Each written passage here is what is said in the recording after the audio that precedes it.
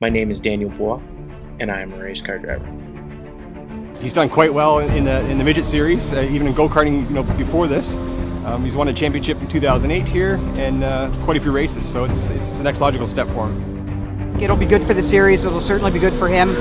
He's got the talent to be there, and we're all really excited for him. He's a very smart driver.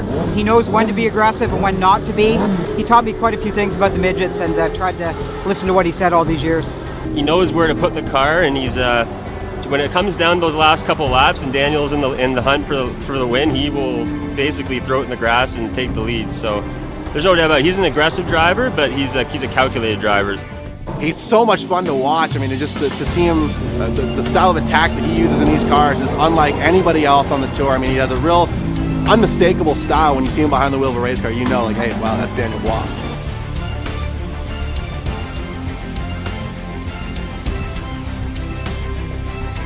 He's got the talent there to do it, and the potential, and the big thing today, people can have the talent, but they need the money behind them to go places. And Daniel seems to be, he's connected with some very nice people, and that's really going to help his career along.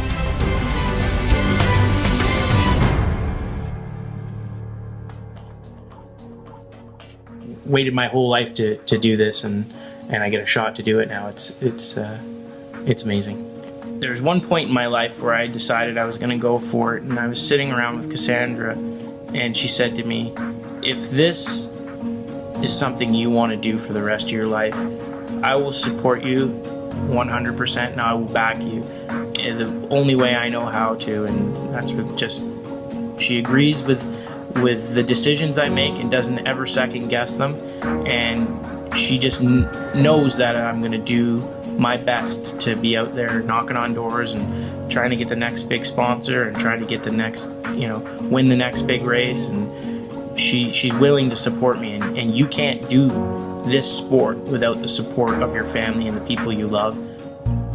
Having a baby and your first baby, I'm so excited to raise a son. When we found out it was going to be a boy, I instantly started thinking about, him in his first go-kart and his first race, and teaching him everything I know.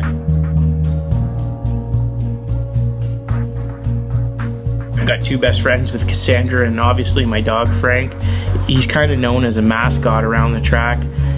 He's just one of the coolest dogs you've ever met. When I look back at where I came from, I come from a middle-class family, not a ton of money behind us, and my dad said to me at an early age, if you want to drive a race car, go out and figure it out. And I figured it out. I talked to the right people, I bartered, I traded, I did whatever I had to do to get in the seat of a race car. And when I got into the seat of a race car, I did something with it, and that's what's kept me in a race car.